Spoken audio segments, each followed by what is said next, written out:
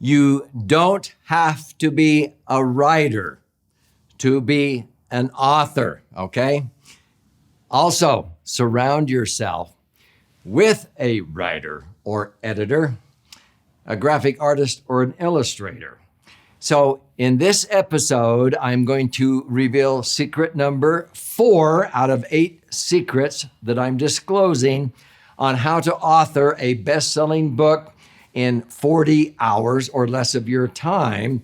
And I have implemented these ideas. And so I'm going to share with you stories and examples of how I've been able to do this. This is the 4th secret. I would encourage you to watch all 8 secrets, and especially secrets 1, 2, and 3 would be a good prerequisite before watching this one. Get ready.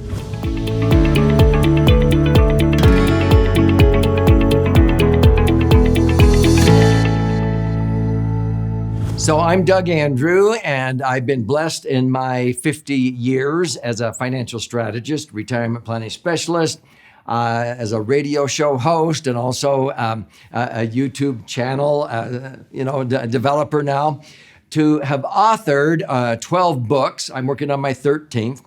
All 12 have become bestsellers, about half of them I've released just in a digital format, electronic books. The other half I have published. And so I've gone through well over 1 million books. Now, in my particular case, a lot of my books are financial books, but they also talk about life balance and life stories and what have you to empower people using the formulas that I have explained in the first 3 secrets in this series. So I use my books as bird dogging tools. Now, if you want to write a book because you want to earn money off of selling the book, yeah, that's great. And if you're a fictional writer, that's great. But where I'm a nonfiction, what I do, if a book were to retail for $20, let's say, and I was selling it through a publisher at a bookstore or on Amazon, I might only get $3 or $4 in a royalty off of that. You have to go through a lot of books to make a lot of money. And I've gone through 1 million books. And so people think, well, golly, you've brought in at least 4 or 5 million or 6 million in royalties, right? And I go, no, actually, I give my books away. People must contribute a portion towards the shipping and handling, but I give my books away. What? Why do you do that? Because I'm using my books as a bird dogging tool to find and filter the right fit clients who read my books and then want to implement what I teach in the books. And then they contact me or my team of financial professionals, okay? So everybody that I talk to, and I've helped many, many authors write a book, but you don't have to be a writer to be an author. I want you to get very clear on that as I go through this secret. So when we talk about writing a book, one of the things that I learned early, thank goodness, is to liberate myself from being a perfectionist. So I have shared in this series that my very, very first book was like the War and Peace version. It was 550 pages. It should have been 4 books. But I made the mistake of thinking I had to dump it all out. It had 4 different sections in there where I talked about real estate, how to manage real estate. The second section was retirement planning and why you shouldn't follow the herd and put money in traditional IRAs and 401ks.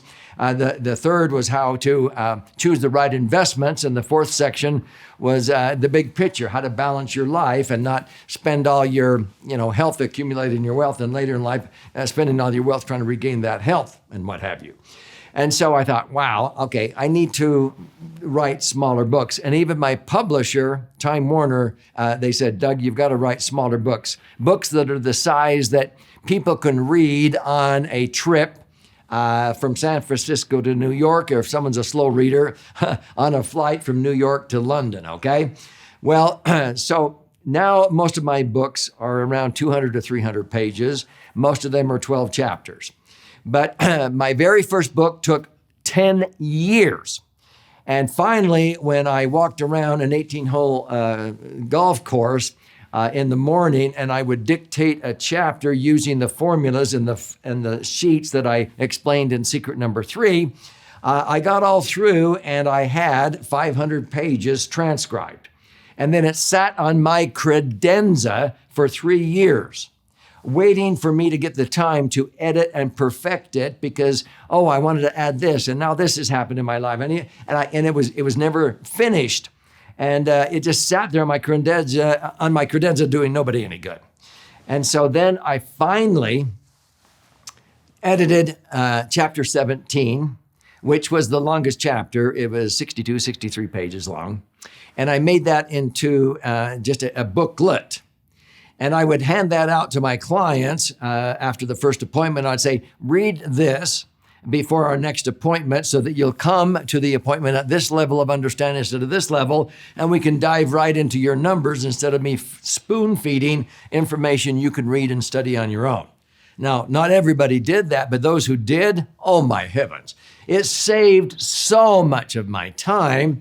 And I thought, what am I waiting for? So then I realized a lot of successful authors had coaches, and many of them used Dan Sullivan. So I joined Dan Sullivan's Strategic Coach program.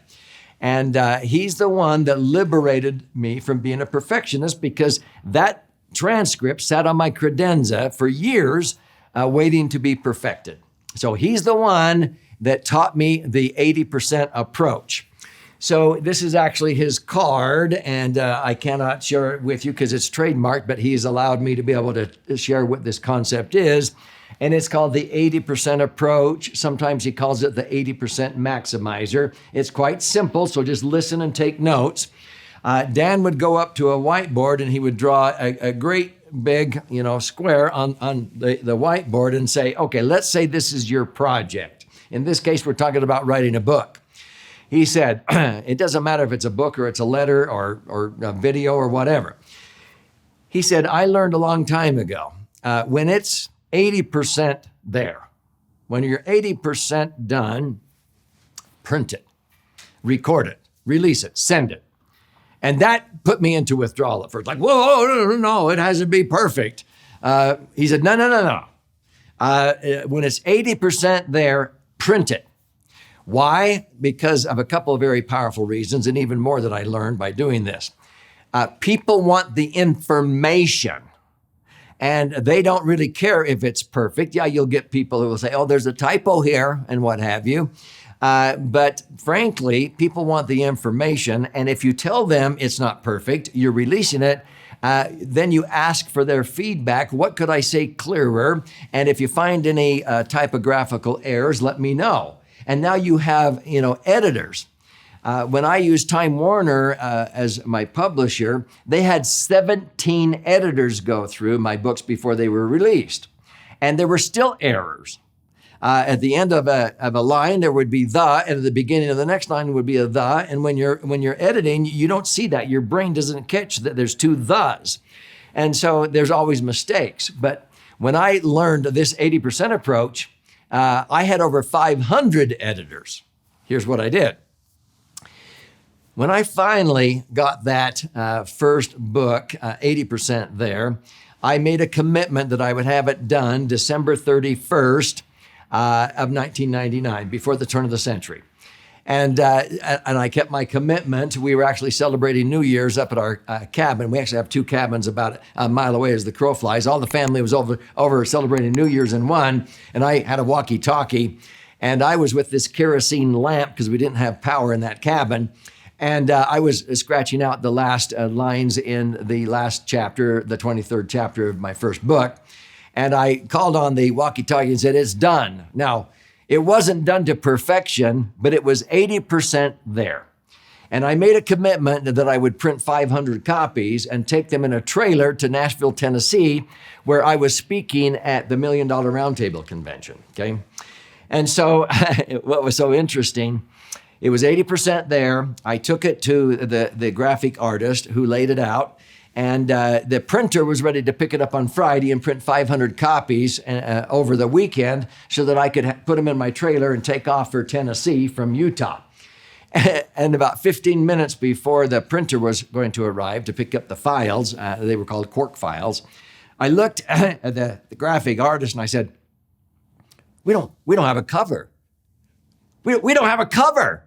Yeah, I totally blew it. And I said, okay, hurry and get a picture of like a pot of gold or something. And I'll get some bullet points of what's in the book. And I'll get my bio and I'll find a picture. And we threw together a cover for my first book, Missed Fortune, in less than 15 minutes. Was it perfect? No. But we didn't even have a cover. And 3 days later, I picked up 500 copies of that.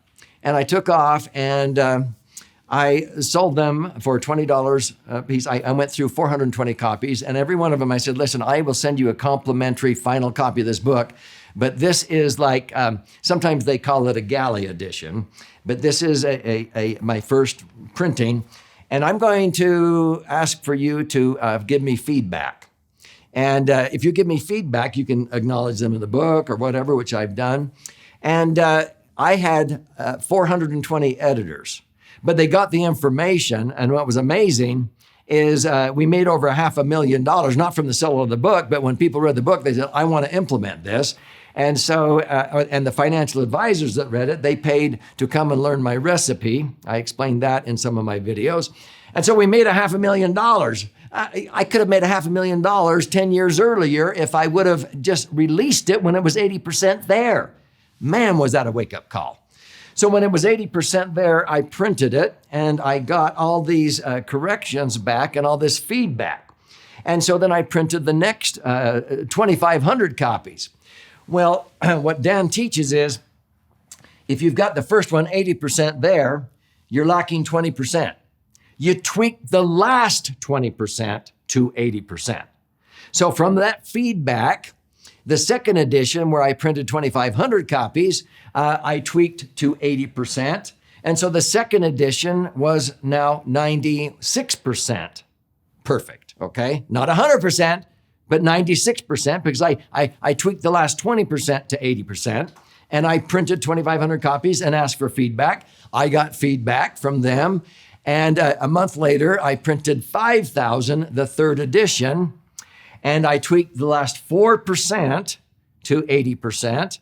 And so then I was up to 99.2%. And the fourth edition was now 99.9% perfect.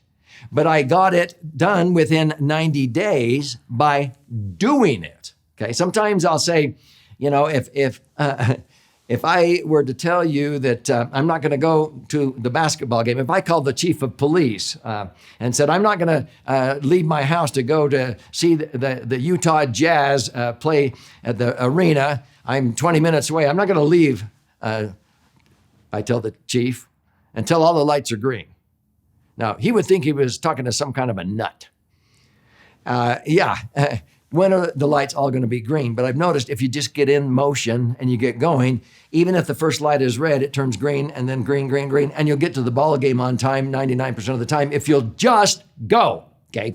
You must print it, release it, and that causes a lot of perfectionists to go into withdrawal. If my wife and I waited until everything was perfect to start our family, to have children, until we could afford them, we would still be childless today. We just, started having our family and we somehow figured it out. So when you're 80% there, release it, print it, tweak the last 20% when you get feedback to 80%, and the second printing will be 96% there. You tweak the last 4% to 80%, and then it'll be 99.2%. And by the fourth edition, this was actually a blessing because when I submitted the first manuscript to Jillian Manis, my literary agent, it got thrown in the trash. Well, then 4 months later, I had the fourth edition, which was now 99.99%. That's the one that she actually looked at and took to Time Warner, and they became my publisher. Are you getting this? This is how to liberate yourself from being a perfectionist. Just do it. Now, let me share with you a dynamic concept that I don't share with very many people. Get ready. People say, Doug, how did you land $1 million advance? Well, I attribute most of it to one 8.5 by 11 sheet of paper, 80-pound cardstock laminated, where I walked into New York with my literary agent, with my book proposal, And I gave them this laminated sheet. I gave them enough for all of their people to distribute to all of the representatives of Amazon and Barnes & Noble at the time. And this was the laminated sheet. Why was it laminated? Because when I went back 8 months later, it was still on every one of their desks in that skyscraper in New York. This was book sales through bookstores. See, people think a publisher is there to market your book. No, you're supposed to create the market for your book. Their job is to distribute it to the stores, but you have to create the demand. And so when I walked in and I said, here's my book, and this was for my third book, Last Chance Millionaire, which became a New York Times and Wall Street Journal #1 bestseller the second week it was released. But they have about 5 minutes to present the financial books on a semi-annual basis. I got 4.5 of the 5 minutes for my book. All the other financial books only got about 5 seconds because I was the only one that left a laminated sheet, and this is what it said. Well, I'm going to do book tours, book signings, broadcast, print media. That's the publicity. I'm going to do radio interviews, TV interviews. I'm going to do giveaways, webinars, teleseminars, and virtual tours. And then I'm going to use free advertising in the form of online press releases, search engines, in-house database. This was clear back in 2007, okay? Paid advertising with Google and Overture. Print advertising with newspapers, magazines, trade publications, direct mail. I've done this, I've experienced this. I'm going to broadcast with radio infomercials. This is where people will come in for $39 up to $79 for a package that includes the book and the audio and a workbook and what have you. And then the affiliate program is where people with ClickBank and the technology at the time, financial advisors will use this and point this, and they'll want to buy these by the case and what have you. And so this is missfortune.com with the current website. And then what we're going to do is we're going to bring all this through and incorporate joint ventures with email promotions, direct mail promotion, sales incentives. And here's the team network. I have a network of financial advisors who use this information. They'll do email promotions, direct mail promotions, sales incentives. So I have a bunch of missionaries out there who will be promoting people reading the book. So this generates book sales this direction. Then I'm going to do live appearances throughout the country. I'm going to do 46 cities on a book tour. And so this is through team recruiting and seminars. The team members fill up the audiences in Chicago and Seattle and Portland. And then I go to Boston, then I go to Orlando and Chicago. And then I will perform these client seminars. That then creates the book sales. So this is the client referral program. Now, this was all on one 8.5 by 11 laminated 80-pound cardstock sheet. When I went back to New York 8 months later, they still had this on every one of their desks. And that's why I got 4.5 of the 5 minutes on financial books that was presented to Amazon and Barnes & Noble and Borders back at the time. That got me $1 million advance because they said, this author has his act together. Most authors, they just go in and say, you'll put my books on the bookshelves, right? No, I showed them the demand that I would be creating. So that's a secret. I would recommend you take notes, but that is the best one sheet that I have ever created that got me $1 million advance to write my third book. So folks, that's all related here together. And that's just a little secret. What happened? Well, Last Chance Millionaire, because of that, it landed on New York Times bestseller list. It was number 4 the second week it was released, and in Wall Street Journal, it was number 1 under the business category. On Amazon, in several categories, I was number 4 down here. This was in one category. You can't see it at the top here, and this was on again the new hot releases. It was number 1. Folks, this is not about me. I'm simply showing you that what I'm teaching you, these secrets I'm revealing, they work. They work. So take notes.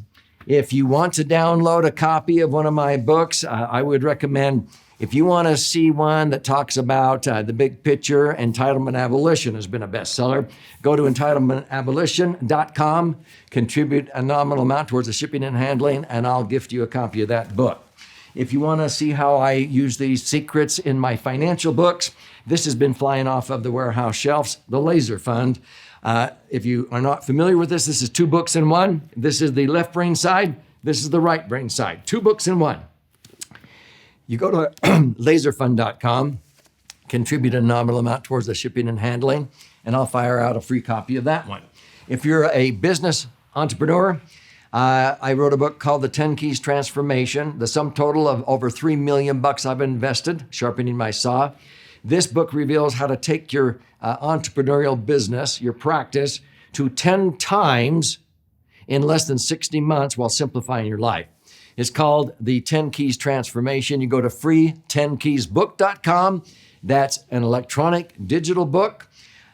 This is for you to see how these formulas work in real life, okay? So be sure and watch the other secrets. There's a total of 8 I'm disclosing in this series. And the world loves usefulness. If you got a book in you, don't wait any longer. Watch these 8 episodes, and then I wish you the best as you publish your first book.